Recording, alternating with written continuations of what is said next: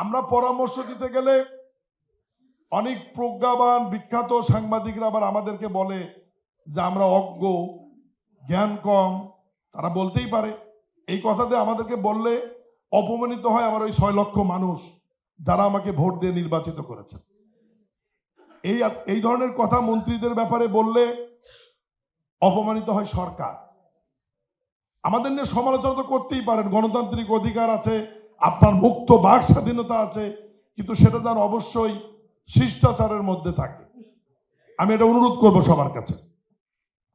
এরপর আসি বইমেলার মধ্যেই যদি আসি, ওখানেই শেষ করে দিই।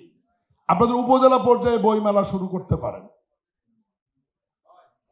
উপজেলা ব্যাপারে বইমেলার ব্যাপারে আমি সহায়তা করব আপনাদের আমার মন্ত্রণালয় থেকে।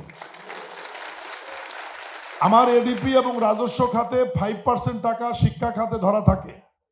আপনার সমিতি থেকে আমাদেরকে একটা আধা সরকারি পত্র দিলে আমরা উপজেলা পর্যায়ে অনুশাসন জারি করব যে আপনাদের স্থানীয় প্রকাশক এবং বিক্রেতা সমিতির সাথে কথা বলে উপজেলা প্রশাসন যৌথভাবে উপজেলা পর্যায়ে মাধ্যমিক শিক্ষা অফিসার, প্রাথমিক শিক্ষা অফিসারদের নিয়ে উপজেলা পর্যায়ে 7 দিন ব্যাপী একটি বই মেলার আয়োজন করবে, যেটার খরচ আমাদের ওই খাত থেকে ব্যয় হবে।